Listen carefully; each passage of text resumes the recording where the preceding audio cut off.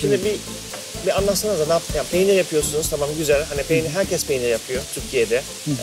Yani peynir çok önemli. Türkiye için, Türk insanı için özellikle tulum peyniri, beyaz peynir ama özellikle sizin yaptığınız peynir birincisi hayvanından başlayarak, sütünden başlayarak, yapılış tekniğinden başlayarak aynı zamanda sizin peynir diğer peynirden daha farklı. Ve bize göre daha lezzetli. Yani nasıl başladınız? Eğitim nasıl bir eğitim aldınız? Onu da bir anlatabiliyor musunuz? Ben buralıyım, babam buralı, Edremitli. Burada yerlerimiz var. Peynirhanenin olduğu yerde. Bir de ovada bir yerimiz var. İki iş yaptığımız. Burası Şakir'in yeri. Burası. Sonra ben üniversite için Avusturya'ya gittim. Orada ziraat mühendisliği okudum. Zootekniği ağırlıklı. İlk yıl biz bir yaylaya çıktık. İlk yılın yazında. Yaylada peynir yapılıyor. 90 gün yaylada kaldık. 60 tane inek sağdık her gün. 3 kişiydik. Biri peynir yapıyor, biri çoban, biri de peynir yapmana yardım ediyor.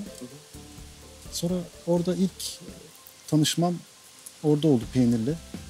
Daha önce babamların hayvanları varmış. Onlar da peynir yapıyormuş ama ben çok çocuktum o zaman. Çok ufaktım. Hayal meyal hatırlıyorum. O zaman bu dil tanışıklığınız daha yok muydu? Yoktu. Sonra. Sonra. Ama sen de ziraat okudun. Evet. Aynı bölüm mü? Yani aynı üniversite mi? Aynı üniversite. İkisi de Viyana. Ben organik tarım okudum. Organik tarım okudun. Sen zooteknik değilsin o zaman. Okumadın sen zootekniği. Ben okudun sanıyorum. Zootekniği okudun sanıyorum. Seni biliyorum okuduğunu, seni bilmiyordum. Ben organik tarım okuduğunu bilmiyordum. Organik tarım okudu, tezini süt üzerine yazdı. Onu biliyorum. Doğru, onu unutmuşum. Süt kalitesini.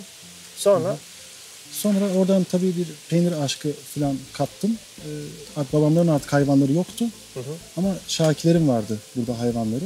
Tabii gelip gidiyoruz. Şakir'le çok iyi arkadaşız. Arada gelip gidiyorsun. Arada gelip Sen gidiyorum. Gelip gidiyorsun ben ama. gelip gidiyorum. Aynen. Daha gidiyor. Ben hep gidip geliyorum. Çünkü annem babam burada. Araziler icarda. Hani ovada başkası ekiyor. Burada zeytinliğimiz var. O götürdüğünüz zeytinlik arazinin bir bölümü mü oluyor?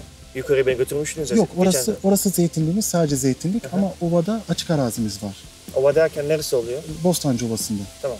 Bostancı Ovası'nda. Onun için şu anda hayvanlara buğday ekiyoruz, fi ekiyoruz, hasıl ekiyoruz. Şeyde kaldım.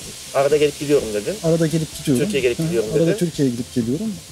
Şakir'lerin hayvanları var. Dedik ya biraz daha bunu, hani ben gidip geliyorum, okuyorum işte hani teknik bilgiyi okuldan alıyorum. Biraz daha hani şeyler yapabilir miyiz hayvanlarla, neler yapabiliriz? Şakir bu arada senin çocukluk arkadaşın. Şakir çocukluk arkadaşı. Yani aynı köy. Aynı köy.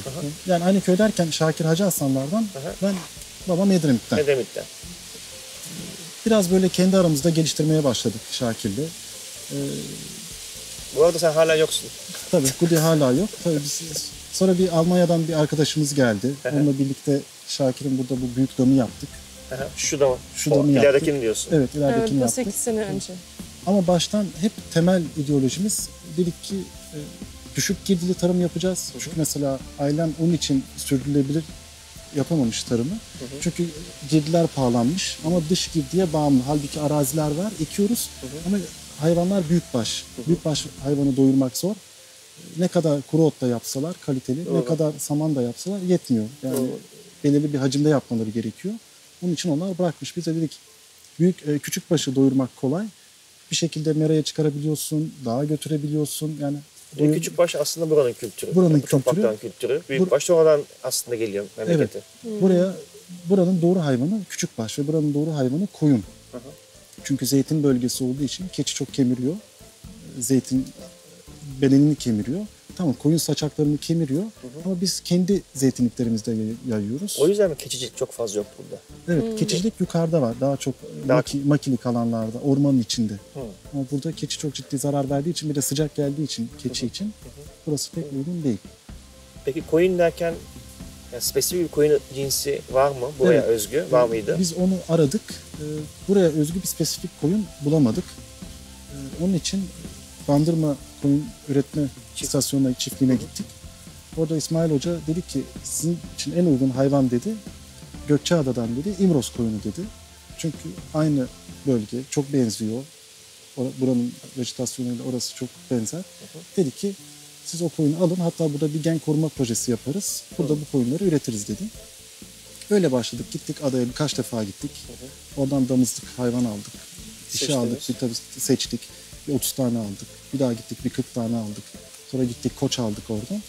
Öyle bir başladık. Bu kaç senesiydi? 9 sene önce.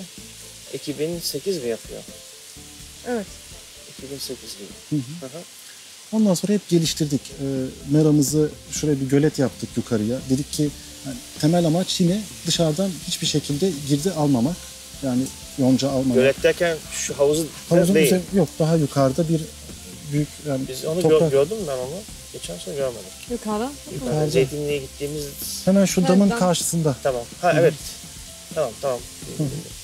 Bir orayı açtık. Dedik ki bir hani mera yapmamız lazım. Karışık otlu, tek çeşit değil. Çünkü burada genelde hep yonca ekiliyor. Mera kültürü çok yok. Çünkü hani ekime mera yok. Normalde her yer mera ama çok meralar hor kullanılıyor. Çok çabuk bitiyor. Biz dedik burada kontrollü otlatma yapalım. Etrafını çevirdik. İçerisine de karışık ot tohumları ektik. Peki tüm bunları yaparken kafanın bir yerinde peynir yapayım var mıydı? Spesifik olarak Tabii, öyle bir düşünce var mıydı? Temel amaç hep peynir yapmaktı. Ama iyi peynir yapmak için iyi bir süte ihtiyaç var. İyi bir süt için iyi bir meraya ihtiyaç var. İyi koyunlara ihtiyaç var. Sağlıklı koyunlar. Antibiyotik mümkün olunca kullanılmayan koyunlar. Herhangi başka bir sağlıkları için şey kullanılmayan koyunlara ihtiyaç var. Ama hep peynir vardı. Koyunu kimi sağıyor? Koyunlar, Şakir ve Ferit. Şakir ve ben duruma göre.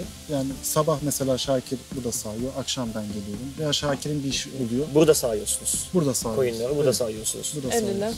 Elle sağıyorsunuz. Bunu sen sağmıyor musun? İkisi.